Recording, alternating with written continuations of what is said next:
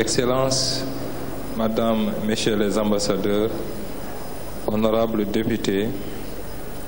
Mesdames, Messieurs les membres du Haut Conseil des collectivités territoriales, Mesdames, Messieurs les membres du Conseil économique, social et environnemental, Monsieur le gouverneur de la région de Thiès, Messieurs les directeurs généraux, Monsieur le préfet du département de Thiès, Madame la présidente du conseil départemental, Monsieur le maire de la commune de Thiès, Monsieur les directeurs et chefs de service, honorables dignitaires de la confrérie Tidjane, Mesdames, Messieurs, chers disciples, chers fidèles musulmans venus de tous les horizons. Excellences, je voudrais, au moment où la communauté musulmane célèbre la naissance du prophète Mohammed Rasulullah, vous priez de bien vouloir transmettre les salutations affectueuses du président de la République, son Excellence Macky Sall, à son éminence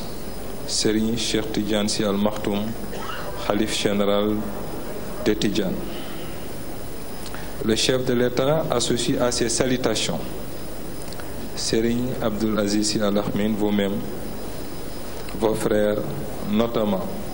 Serigne Babacar Sy Mansour, Serigne Maodo Sy Abdoul Aziz et tous les dignitaires de la Tidjaniya. Le chef de l'État vient d'effectuer une visite mémorable dans cette sainte ville de Tivaouane. Cette visite, le président reste marqué par l'accueil chaleureux dont il a fait l'objet. Et à ce propos, il vous remercie vivement et remercie les fidèles musulmans sénégalais et les habitants de la sainte ville de Tivaouane. La délégation qui m'accompagne et moi-même, nous nous associons à cet hommage et présentons au Khalife général de Tidjane, Cheikh Tidiane Sy Al Maktoum, nos salutations les plus respectueuses. Éminence Serigne Abdoul Aziz Sy Al Amine, chers dignitaires Tidjane, en 1902 exactement, en compagnie de quelques moukhadam, le vénéré El Hadj Malick Sy entreprit de commémorer la naissance du prophète Seydina Mohammed sallallahu alayhi wa sallam. Par cet acte de dévotion communément appelé Gamou, fait de lecture du noble Coran, d'invocation du Seigneur et de louange à l'endroit du prophète, le saint homme de Tivaouane ouvrait ainsi une nouvelle ère de spiritualité qui marquera à jamais le monde musulman.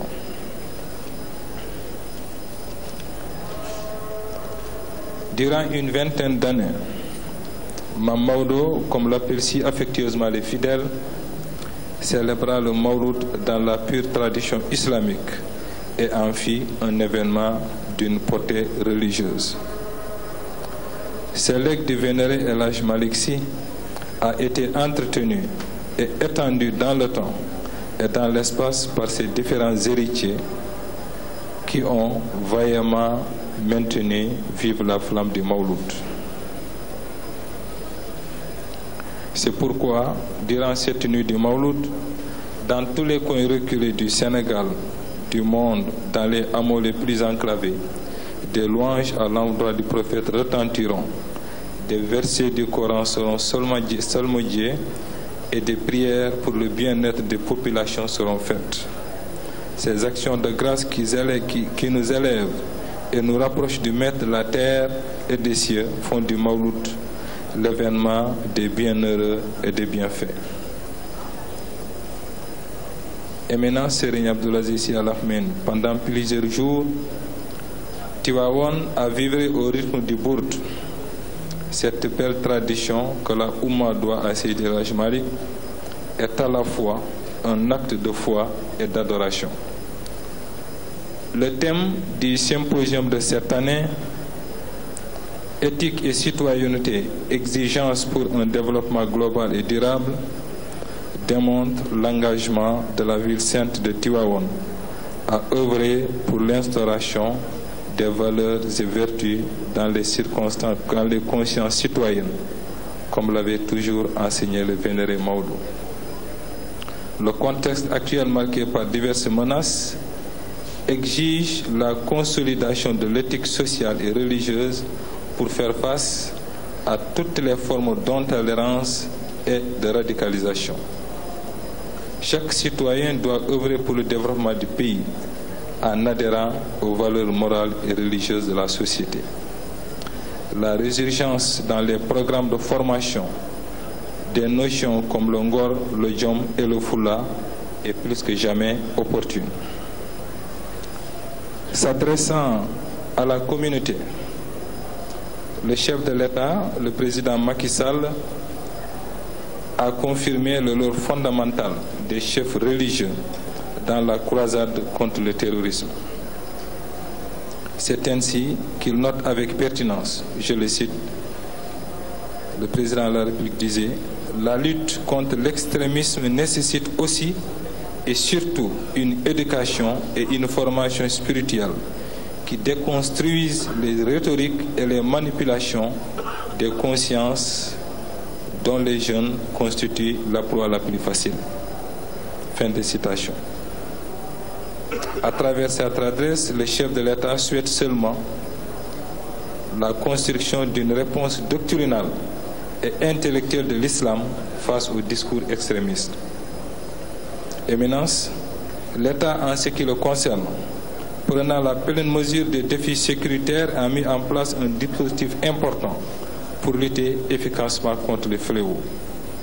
C'est dans ce sens qu'il faut comprendre le remarquable effort dans le cadre du recrutement des forces de défense et de sécurité. En tout état de cause, c'est en conjuguant nos efforts, c'est-à-dire nous, États, les communautés religieuses que vous représentez et coutumières, les éducateurs, les parents et les populations, c'est nous tous ensemble que nous arriverons à inéluctablement arrêter la violence pour le bien de notre nation. À cette fin, le rôle de nos guides religieux que vous êtes a toujours été déterminant. À l'occasion de sa récente visite, le chef de l'État vous a réaffirmé, Excellence, sa ferme volonté de poursuivre les travaux de modernisation de la ville, qui ne cesse de croître par une urbanisation galopante. Il s'agit bien entendu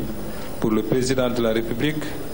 de répondre aux besoins pressants de Tivaouane qui s'expliquent entre autres en termes de prise en charge des problèmes liés à l'assainissement, au déficit d'infrastructures, à un excellent réseau routier, etc. Mais surtout, il l'avait dit avant-hier, finir la grande mosquée de Seydi El Hadji Malick Sy. Dans ce cadre, le chef de l'État sollicite vos prières pour la réalisation d'une telle ambition pour la paix et la concorde nationale. Éminence Serigne Abdoulaziz Sy Al Amine, je voudrais, avant de clore mon propos, en cette circonstance solennelle, vous rendre un vibrant hommage pour le rôle si important que vous ne cessez de jouer dans la construction d'espaces de convergence pour un Sénégal uni. Combattant infatigable de la paix, ayant la réelle maîtrise de l'essence de notre culture, vous êtes véritablement un fédérateur, un atout, j'allais dire pour notre pays, j'allais dire une référence. Je salue également avec respect vos frères, notamment Serigne Babacar Sy Mansour et El Hadji Malick Sy Maodo, qui œuvrent inlassablement à vos côtés. Chers musulmans, je ne saurais terminer mes propos en français sans remercier vivement les responsables du comité d'organisation, COSCAS, qui ont travaillé en parfaite intelligence avec les services de l'État pour la réussite de ce gamou. mbokk yi ma tënk ko rek ci wolof li ñu fi indi tey suma papa Hadj Mansour Mbaye wax na ko dañu fi ñëw ci ndigalu président de la République son excellence Macky Sall jëmmal ko fii di indi nuyoom ak ziyaram teg ko sa loxo def nga jotalil ko suñu kilifa bu tedd boobu muy Cheikh Tidiane Sy Al Maktoum xalif général de Tidiane di ziare ak nuyu njaboot Seydi Hadji Malick yëpp ak muqaddam yu fi teew ak mboolum jullit yi di féddale ni rek ak yeesal le président de la république waxoon fii barke démb maanaam nu mu fas yéene liggéeyal réew mi ci wàllum diine gën leen katalal parce que wax na ko baamtuwaat na ko këru diine yi ñooy xolu réew mi ci loolu mu ngi leen sàkku ngeen ñaanal ko yàlla may ko kattan yooyu nu muy téyle diine bi ak nu muy jëmale réew mi ci kanam mu ngi ma sant ma baamtuwaat rek aussi li mu wax léegi ci tubaab maanaam muy ay ak fitina yi ñu ngi xam ne ñoo ngi koy bëgg indi ci réew mi ngeen taxu ci bu baax a baax ndax nag Alamine yaa ma ko doon déy xale mënul am xam-xam bu weesu atam xale mënul muus lu weesu atam ci nga ma doon wax mel na nag des ni ñu koy jàngal te ci seenu thème général wax ngeen ko waxtaan ngeen ci nit dañu koy tàggat nit dañu koy préparer nit dañu koy jàngal te yu mel noonu ci biir kër yi la d'abord ensuite ci jàngalekat yi ensuite ci imam yi balaa njaboot gi jot ci yooyu nit la suñu leen tàggatee ku nekk xam lu mu war a def ku nekk xam fu mu war a taxawee lan njëriñ la war a indi réew mi lan la war a moytu ñooñu dinañu am xale ak njaboot yu sell yu mën ñu wutu suba ci réew mi incha allahu rabbi beneen bi moo di comme ni ngeen ko waxee tamit ci wàllum njàngale bi toujours gis ngeen ne fan yu weesu ñoo ngi faat suñu mbokk yi ci lu ñàkk solo lool loolu it jikko yi la rek la ñu commencé jàpp ci lu mel noonu tamit président de la république naam moom ci nguur gi mu ngi ci def kéemtalaay kattanam parce que ci wàllum sécurité wax naa ko léegi ci tubaab maanaam double nañu suñu lim police ak gendarmerie jumtuwaay yokk nañu leen lool